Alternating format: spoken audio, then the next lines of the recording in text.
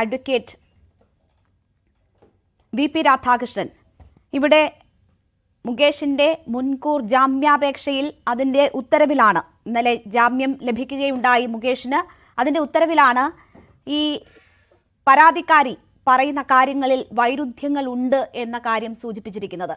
ഈ പിറ്റീഷണർ നൽകിയ വിവിധ തരത്തിലുള്ള തെളിവുകൾ കോടതി പരിഗണിച്ചിട്ടുണ്ട്.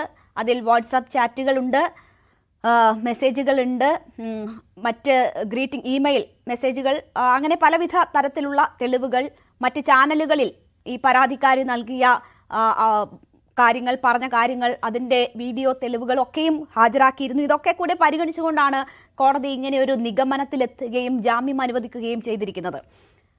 ഇവിടെ ഒരു മുൻകൂർ ജാമ്യാപേക്ഷയിൽ ഇത്തരം കേസിന്റെ മെറിറ്റിലേക്ക് കടന്നുള്ള വിശകലനങ്ങളും വിശദീകരണങ്ങളും കോടതി നടത്തേണ്ടതുണ്ടോ?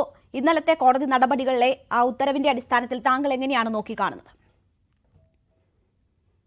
ഇവിടെ കോടതി മുൻകൂർ ജാമ്യാപേക്ഷ സംബന്ധിച്ച വിധിയിൽ പറഞ്ഞ കാര്യങ്ങൾ, മുൻകൂർ ജാമ്യാപേക്ഷ നൽകിയ ആൾ കോടതിക്ക് മുമ്പാകെ വെച്ച ചില കാര്യങ്ങളെ കൂടി പരിഗണിച്ചിട്ടാണ്. നമ്മൾ മനസ്സിലാക്കിയിടത്തോളം മുൻകൂർ ജാമ്യാപേക്ഷയോടൊപ്പം ശ്രീ മുകേഷ് അദ്ദേഹത്തിന് പിന്നീട് ഈ പെൺകുട്ടി അയച്ച വാട്സപ്പ് ചാറ്റും, ഏതോ നന്ദി പറഞ്ഞിട്ട് വാട്സപ്പ് ചാറ്റ് അയച്ചു, അങ്ങനെയാണ് നമ്മൾ റിപ്പോർട്ടിലൊക്കെ കണ്ടിട്ടുള്ളത്. നന്ദി പറഞ്ഞുകൊണ്ട് വാട്സപ്പ് ചാറ്റിൽ മെസ്സേജ് അയച്ചു. അതിനുശേഷം 1 ലക്ഷം 10 ലക്ഷമോ അങ്ങനെ എന്തോ ലക്ഷക്കണക്കിന് രൂപ ആവശ്യപ്പെട്ടു.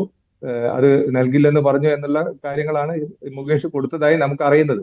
അങ്ങനെ പറഞ്ഞ ഒരു സാഹചര്യത്തിൽ വിധിയുടെ മുൻകൂർ ജാമ്യാപേക്ഷയുടെ വിധിയിൽ ഇത്തരം കാര്യങ്ങൾ കൂടി പരാമർശിക്കപ്പെട്ടു പോയി എന്ന് മാത്രമേ ഉള്ളൂ. അതൊരു തെറ്റായി നമുക്ക് കാണേണ്ടതില്ല. അതോടൊപ്പം തന്നെ ഒരു കാര്യം, മുൻകൂർ ജാമ്യാപേക്ഷ വിധിയിൽ വ്യക്തമായി തന്നെ പറഞ്ഞിട്ടുണ്ട്, ഇദ്ദേഹം ഇൻവെസ്റ്റിഗേഷനുമായി, അന്വേഷണവുമായി സമ്പൂർണ്ണമായും സഹകരിക്കണം എന്ന് വ്യക്തമായി തന്നെ പറഞ്ഞിട്ടുണ്ട് എന്നാണ് ഞാൻ മനസ്സിലാക്കുന്നത്. അപ്പോൾ ഒരിക്കലും ജാമ്യം നൽകുക എന്നുള്ളത് ഒരാളെ വെറുതെ വിടുന്നതിന് തുല്യമല്ല. അതൊരു ജാമ്യം മാത്രമാണ്. അദ്ദേഹം അന്വേഷണത്തിന് വിധേയനാണ്. അന്വേഷണം നടത്തി മാത്രമേ സത്യം കണ്ടുപിടിക്കാൻ പറ്റുകയുള്ളൂ. അത് ഏത് പരാതിയാണെങ്കിലും അന്വേഷണം നിർബന്ധമായി നടന്നിരിക്കണമല്ലോ. അപ്പൊ ഈ കാര്യത്തിൽ 15 വർഷം മുമ്പുണ്ടായ ഒരു സംഭവത്തെ സംബന്ധിച്ചാണ് ഈ പരാതി നൽകിയിട്ടുള്ളത്. അപ്പൊ അതുകൊണ്ട് തന്നെ ഇനിയൊരു അന്വേഷണം സംബന്ധിച്ച് ഒരു കസ്റ്റോഡിയൽ ഇന്ററോഗേഷൻ ആവശ്യമില്ല എന്നാണ് കോടതി. പോലീസും ആ രീതിയിൽ പറഞ്ഞോ എന്ന് എനിക്ക് വ്യക്തമല്ല. പക്ഷെ കോടതി വിധിയിൽ അങ്ങനെ ഒരു പരാമർശമുണ്ട്, കസ്റ്റോഡിയൽ ഇന്ററോഗേഷൻ ആവശ്യമില്ല. അതായത് പോലീസ് കസ്റ്റഡിയിൽ എടുത്തിട്ട് ഇദ്ദേഹത്തെ ചോദ്യം ചെയ്യേണ്ട ആവശ്യമില്ല. കാരണം അത് പബ്ലിക് ഡൊമൈനിലുള്ള ഒരുപാട് കാര്യങ്ങളാണ്. അദ്ദേഹം ഒന്ന് അവിടെ യാത്ര ചെയ്തിട്ടുണ്ടോ, ഈ പറഞ്ഞ സമയത്ത് അവിടെ എത്തിച്ചേർന്നിട്ടുണ്ടോ, അവിടെ അദ്ദേഹത്തിന്റെയും ഈ പെൺകുട്ടിയുടെ സാന്നിധ്യമുണ്ടോ തുടങ്ങിയ കാര്യങ്ങളൊക്കെ അന്വേഷണത്തിലൂടെ അല്ലെങ്കിലും മനസ്സിലാക്കാൻ പറ്റുന്ന കാര്യങ്ങളാണ്. അദ്ദേഹത്തെ കസ്റ്റഡിയിലെടുത്ത് പോലീസ് ചോദ്യം ചെയ്യേണ്ട കാര്യങ്ങളുണ്ട് എന്ന് തോന്നുന്നില്ല എന്നുള്ളതാണ് ഈ ഒരു വിധിക്ക് അടിസ്ഥാനമായി പറഞ്ഞ കാര്യങ്ങൾ. പിന്നെ നമുക്ക് ഈ പറയാവുന്നത് പോലെ മറ്റൊരു കാര്യം നമ്മൾ നോക്കേണ്ടത്, ഒരു സ്ത്രീയെ സംബന്ധിച്ചിടത്തോളം ഒരിക്കലും ഒരു സ്ത്രീ അവരുടെ മാനത്തെ സംബന്ധിച്ച് കളവ് പറയുകയില്ല എന്നാണ് സുപ്രീം കോടതി വിവിധ വിധികളിൽ പറഞ്ഞിട്ടുള്ളത്.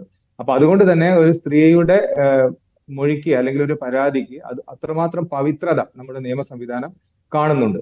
അപ്പോൾ അങ്ങനെ ഉണ്ടാവുന്ന സമയത്ത് ഇത് പരിശോധിക്കപ്പെടുമ്പോൾ ഒരു സ്ത്രീയെ സംബന്ധിച്ചിടത്തോളം ഇത്തരത്തിലുള്ള വളരെ ക്രൂരമായ ഒരു അനുഭവം അവർക്കൊരു വ്യക്തിയിൽ നിന്നും സംഭവിച്ചിട്ടുണ്ടെങ്കിൽ അവർ പിന്നീട് അയാൾക്ക് ഇത് സംബന്ധിച്ച് ഒരു പരാതി പോലെയോ അങ്ങനെ മെസ്സേജ് അയക്കുന്നത് നമുക്ക് മനസ്സിലാക്കാം. അദ്ദേഹത്തോട് ഏതെങ്കിലും കാര്യത്തിന് നന്ദി പറഞ്ഞുകൊണ്ട് ഒരു മെസ്സേജ് അയച്ചു, അല്ലെങ്കിൽ പണം ആവശ്യപ്പെട്ട് ഒരു മെസ്സേജ് അയച്ചു എന്ന് വന്നാൽ അത് തീർച്ചയായും ഇത്തരം പരാതികൾക്ക് ഉള്ള ഒരു മൈനസ് പോയിന്റായി നിയമത്തിൽ പരിഗണിക്കപ്പെടും എന്ന് നമ്മൾ കാണേണ്ടതുണ്ട്.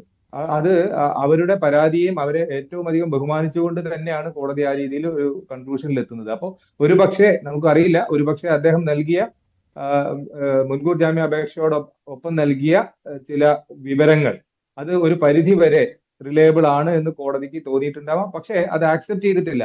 ഇപ്പൊ താങ്കൾ ചോദിച്ചതുപോലെ മെറിറ്റിനെ സംബന്ധിച്ച് പറയേണ്ട ആവശ്യമുണ്ടോ എന്ന് ചോദിച്ചാൽ മെറിറ്റിനെ സംബന്ധിച്ച് പറഞ്ഞിട്ടില്ല. അതായത് ഈ മെസ്സേജ് അവരയച്ചിട്ടുള്ള മെസ്സേജ് അത് ജെന്യുവൻ ആണോ അല്ലയോ എന്നുള്ളത് ഇൻവെസ്റ്റിഗേഷനിലൂടെ മനസ്സിലാവുള്ളൂ.